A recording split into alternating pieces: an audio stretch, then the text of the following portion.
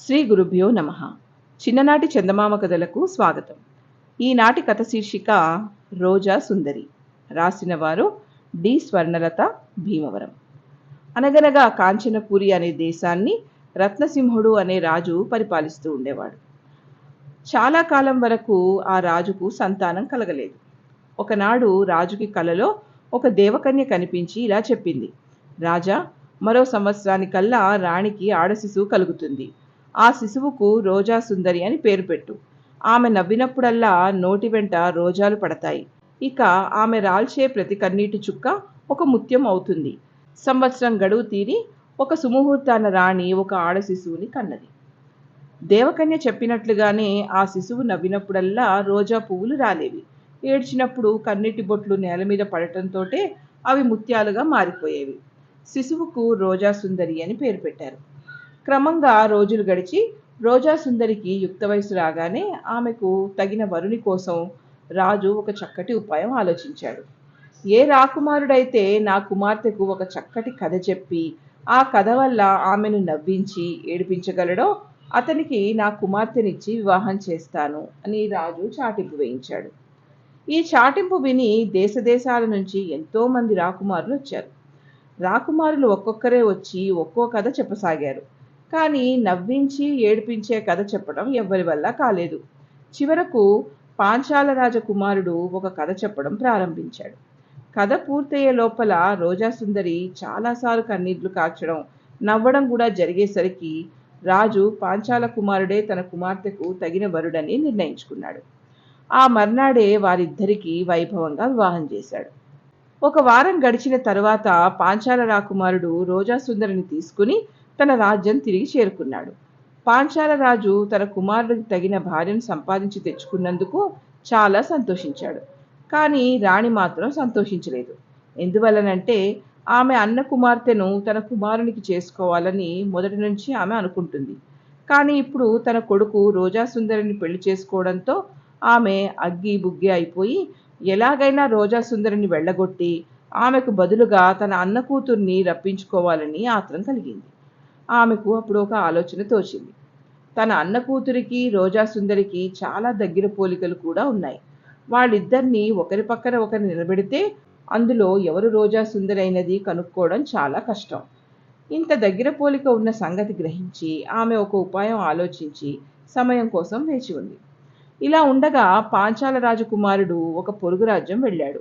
ఈ అవకాశం తీసుకుని రాణి తన అన్న కూతురును రప్పించుకుంది.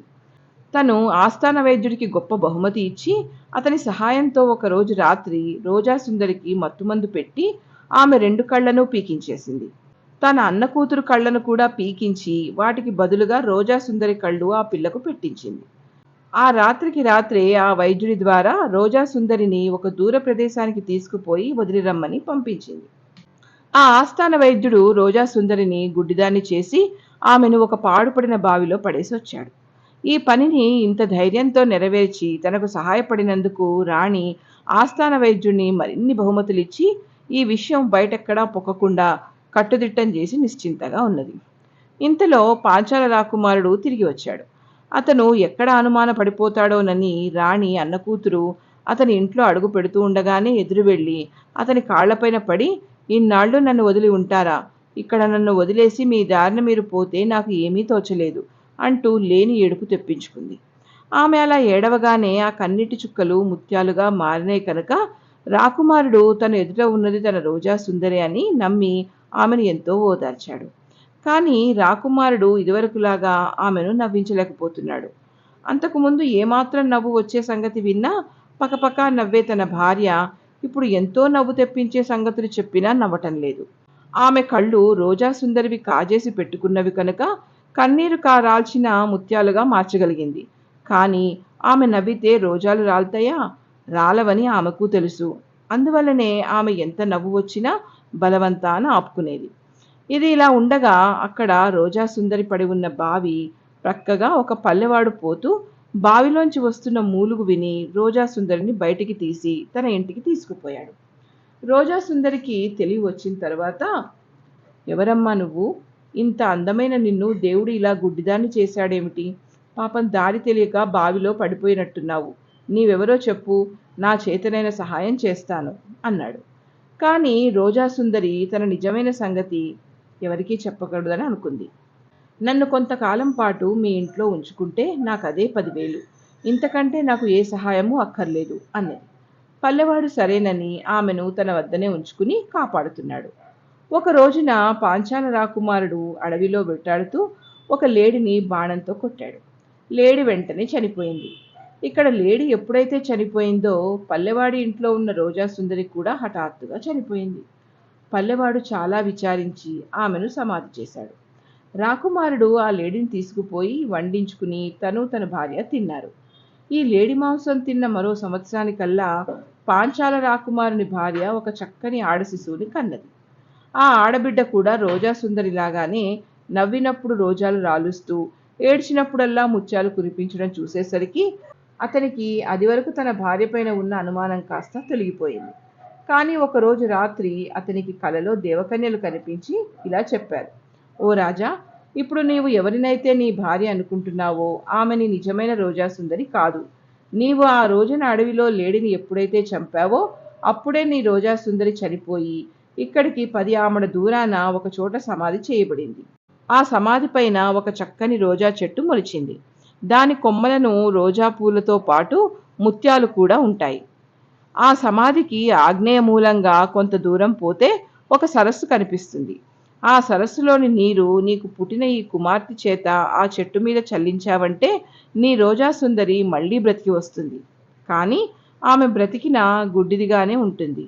ఆమెకు మళ్ళీ చూపు కలిగించాలంటే ఇప్పుడు నీ భార్యకి ఉన్న కళ్ళు పీకించి ఆమెకు పెట్టించు. ఇలా చేశావంటే నీ నిజమైన రోజాసుందరి నీకు తిరిగి లభిస్తుంది అని చెప్పాయి. తెల్లవారింది. రాకుమారుడు తనకు దేవకన్య కలలో కనిపించి చెప్పినది నిజమో అబద్ధమో తేల్చుకుందామని తన కుమార్తెను తీసుకుని బయలుదేరాడు. చివరకు సమాధి చేరుకునేసరికి అక్కడ దేవకన్యలు చెప్పినట్లుగా రోజా చెట్టు, దాని కొమ్మలకు ముత్యాలు కనిపించాయి. తర్వాత సరస్సు వెతుక్కుంటూ పోయి అందులో నీళ్లు తన కుమార్తె చేత దోసుడితో పట్టించి తిరుగు చెట్టు వద్దకు వచ్చి దాని మీద చల్లించాడు.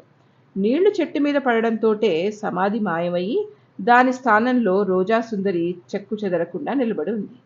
అతను చాలా సంతోషించి ఆమెను తీసుకుని తన భవనానికి వచ్చాడు.